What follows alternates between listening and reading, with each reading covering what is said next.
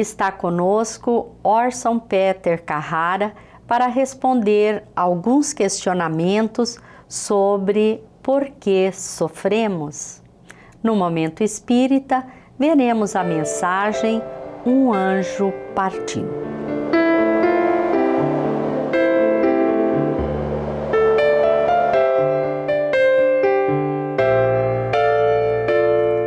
Você já se perguntou e parou para pensar na causa verdadeira dos nossos sofrimentos? Será que se nas horas de provação soubermos observar o trabalho interior, a ação misteriosa da dor em nós, em nosso eu, em nossa consciência, compreenderemos melhor sua sublime obra de educação e de aperfeiçoamento? Vamos conversar com Orson Peter Carrara depois da mensagem do Momento Espírita sobre este assunto.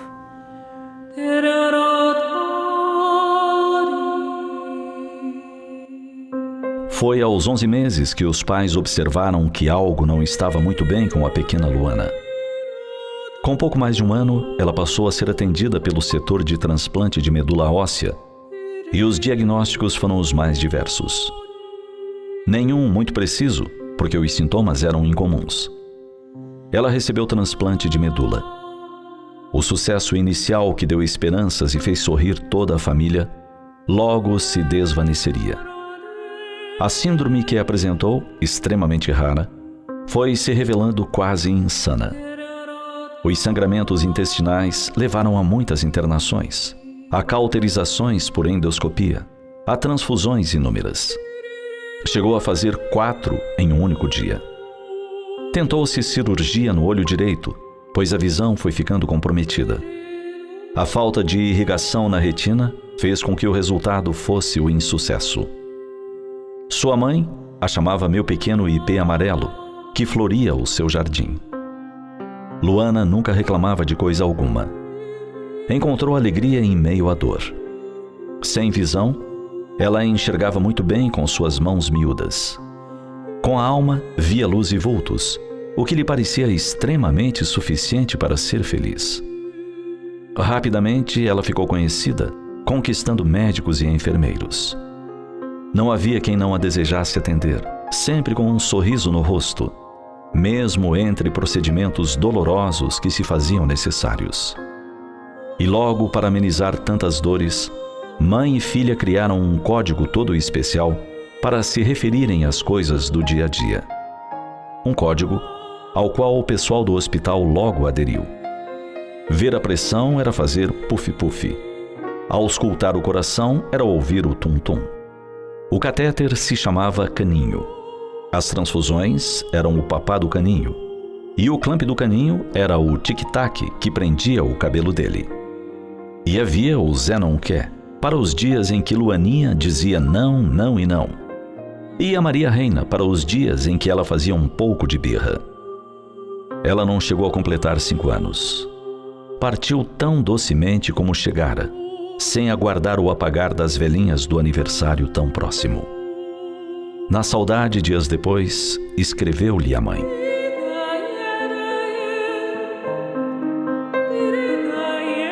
Minha linda, já é seu aniversário. Parabéns. Aqui em casa, nada de barulho, nem de preparativos. Nada de madrugadas enrolando brigadeiros, nem de manhãs enchendo balões. Nada de correria para entregar convites da princesa para outras princesas. Nada de café da manhã na cama, de roupa bonita, nem de velhinha para o bolo. Aqui tudo silencia e sente sua ausência. Não tem o ranger do balanço, nem gargalhadas na varanda. Não haverá vizinhos dizendo no dia seguinte que ouviram sua vozinha o dia todo. Não tem caminhada na rua, nem florzinha colhida fresca para pôr na aguinha. Só o barulho incessante do ventilador e o pingue da torneira se revezam com minhas lágrimas de saudade. Mas a rua está lá, os vizinhos também. Ainda mora na varanda o seu balanço, para que outras princesas possam brincar. Mora aqui também o seu riso e sua alegria. E posso ouvir tudo isso se fechar os olhos por um minuto. Mora aqui todo o bem e as lições que você deixou. Mora aqui um coração de mãe aflito por saber se você vai apagar velhinhas aí onde está. Amo você para sempre. Parabéns, meu anjo.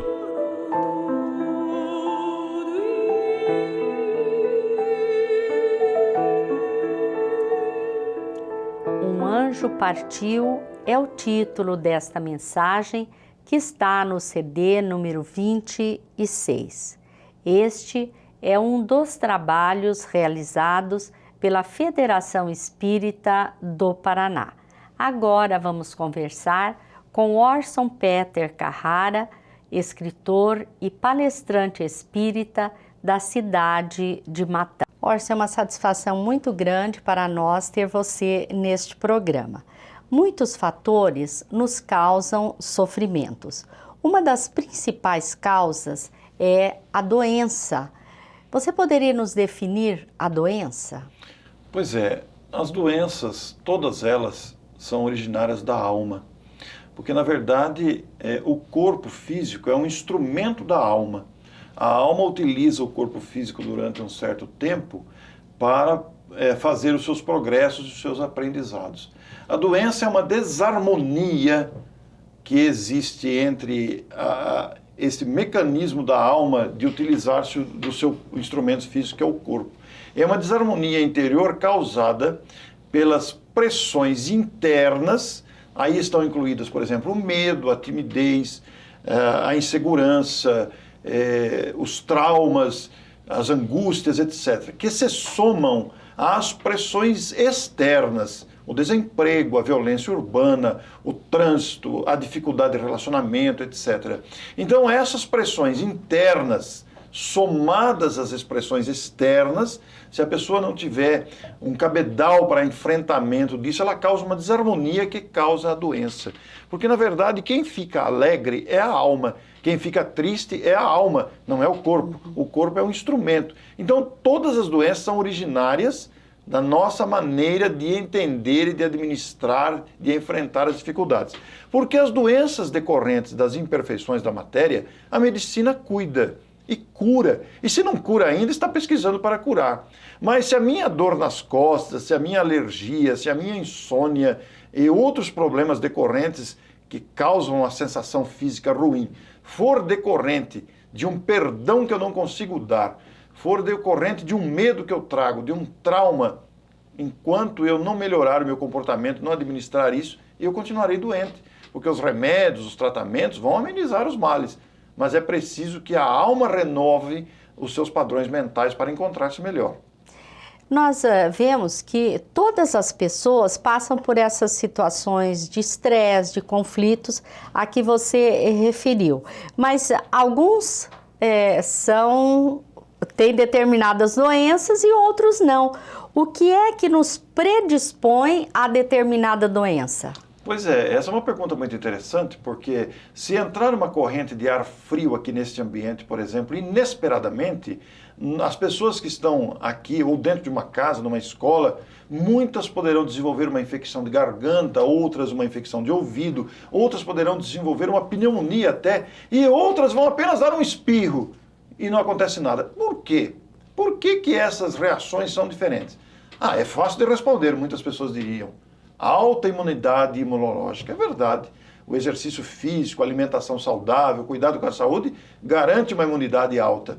Todavia, Ivone, as nossas tristezas, as nossas mágoas guardadas, aquele perdão que não consigo dar, afeta diretamente as nossas células e o nosso sistema imunológico baixa, expondo-nos aos vírus, bactérias, infecções e outros problemas decorrentes. Então, determinadas doenças são decorrentes do nosso comportamento. O comportamento moral determina a instalação de determinada doença em função da fragilidade que ocasiona. E aquelas doenças hereditárias? Pois né? é. Ou as de nascença, a hereditária, por exemplo, a diabetes, né? Pois é, uma as doenças hereditárias, a palavra hereditariedade remonta a pensar na hereditariedade dos nossos pais. Todavia, a hereditariedade aí é a nossa, porque são as nossas bagagens de decisões do passado que determinaram as enfermidades de nascença, na expressão que você usou muito correta.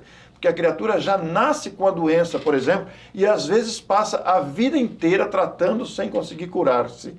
Mas isso é decorrente das nossas escolhas, dos equívocos do passado. Imaginemos alguém que fume inveteradamente, ela vai lesar o pulmão. O corpo morre pela lesão pulmonar efetuada pelo vício do fumo. E claro que esse exemplo vale para todos os outros que queiramos elencar.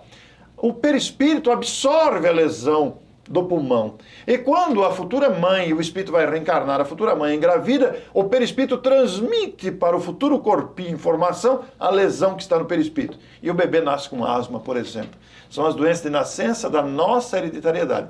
Porque o pai e a mãe oferecem os fatores genéticos para a formação do corpo. Mas é o espírito que vai reencarnar, que vai transmitir àquele corpinho informação as suas deficiências que vão se refletir no futuro corpo. É importante lembrar, todavia, né, que nós temos o corpo que nós mesmos construímos. E os fatores genéticos, o pai e a mãe que temos, foram levados em conta no planejamento reencarnatório para que tivéssemos aquele corpo que precisávamos. Exatamente. Então, muitas vezes em uma família, a gente diz assim, parece que todo mundo tem o mesmo, todo mundo é cardíaco, todo mundo tem problema respiratório.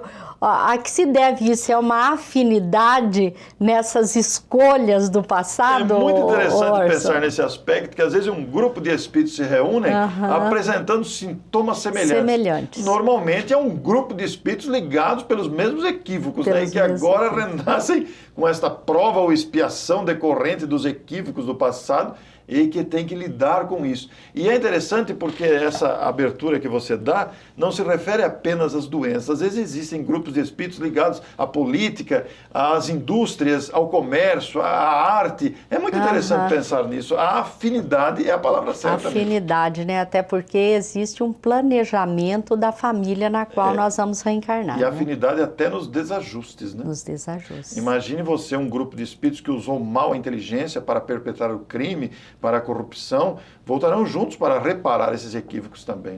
E muitas vezes não conseguem vencer a dificuldade, né? Mas há uma tendência a se atribuir ao passado as causas das dores, das aflições, né? Mas existem as causas atuais. Você poderia explorar um pouco as causas atuais, que eu acho muito importante essa consciência, né? Nós não podemos cometer a leviandade de dizer que todas as nossas aflições e dificuldades, problemas e doenças são decorrentes do passado. Existem também as doenças decorrentes dos vícios do presente, dos comportamentos equivocados do presente. Muitas doenças poderiam ser evitadas se tivéssemos mais decência no comportamento. Por exemplo, dormir pouco, dormir muito, comer pouco, comer muito. E outros vícios do tabagismo, agora, o sexo desenfreado, o uso de drogas, etc., a ingestão de gorduras sem qualquer tipo de disciplina, a falta de exercício físico, podem ocasionar doenças agora e que nada tem a ver com o passado. São decorrências das nossas negligências, descuidos de agora, porque muitas questões poderiam não acontecer se tivéssemos mais cuidado com a saúde agora. E esse cuidado com a saúde significa resguardar-se, tomar cuidado, não exagerar, cuidar do corpo, atender à necessidade do corpo, que é um instrumento à nossa disposição. E nós temos o dever de cuidar dele. E a negligência no cuidado com o corpo pode gerar doenças agora. Não há dúvida nenhuma quanto a isso.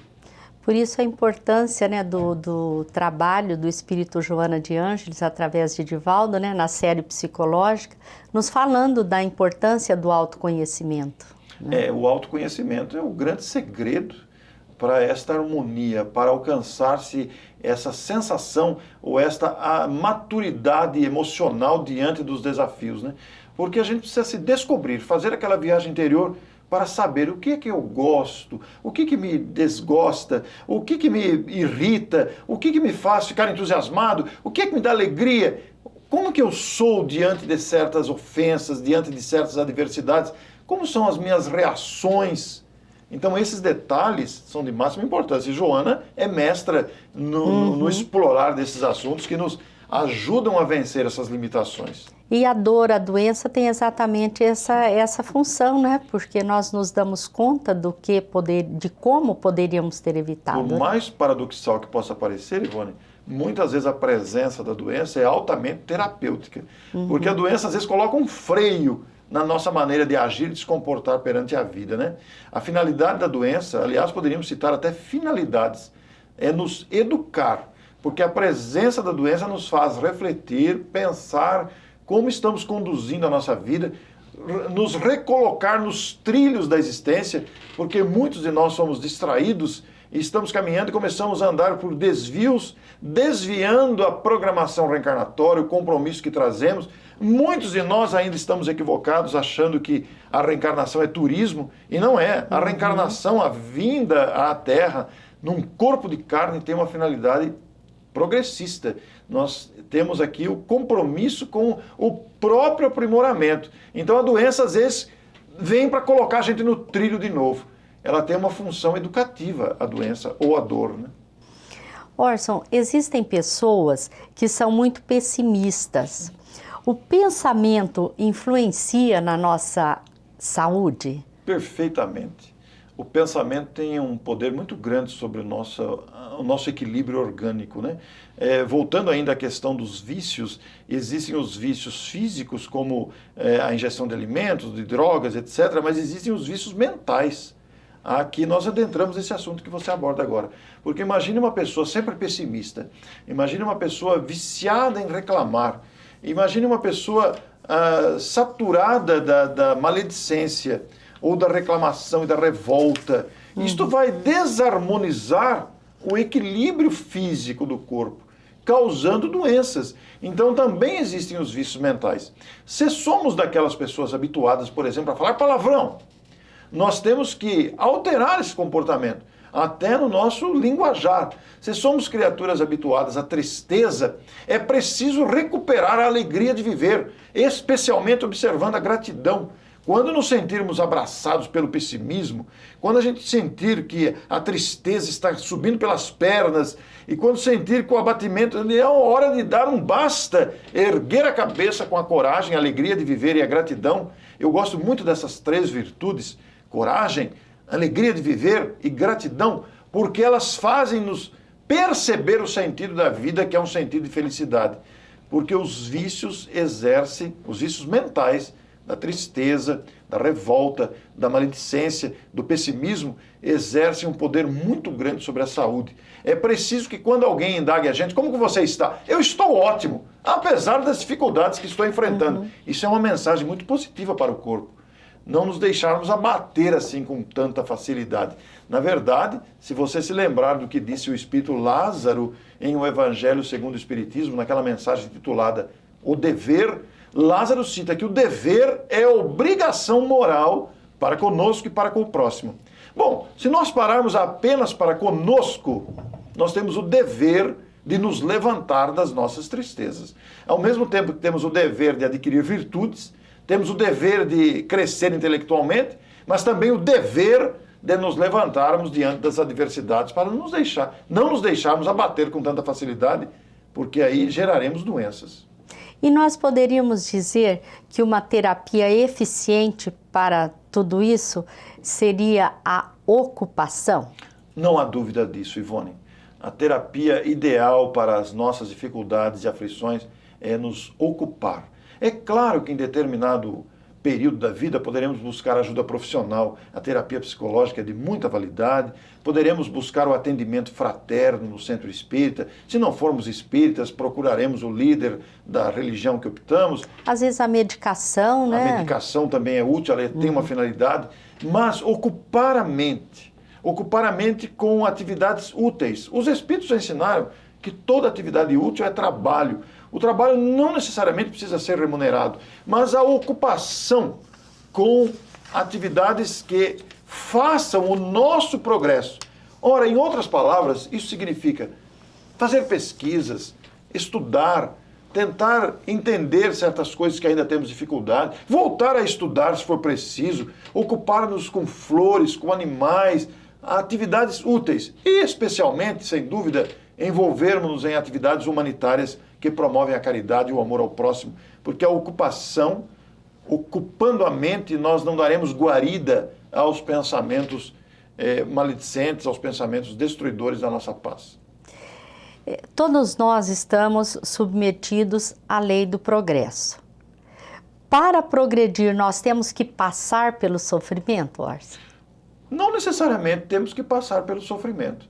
Para progredir, é importante que aprendamos a lidar com as situações. Mas como somos alunos em aprendizado, e normalmente a gente aprende errando, o erro pode trazer o sofrimento. Então, muitas vezes, passamos pela dor e pelo sofrimento. É o mais comum de acontecer, mas não necessariamente você tem que sofrer para progredir. Se nós tivermos interesse em aprender necessariamente, tivermos interesse em progredir em determinada área, se formos estudar aquela área, se nos esforçarmos por aquele comportamento, nós não vamos sofrer.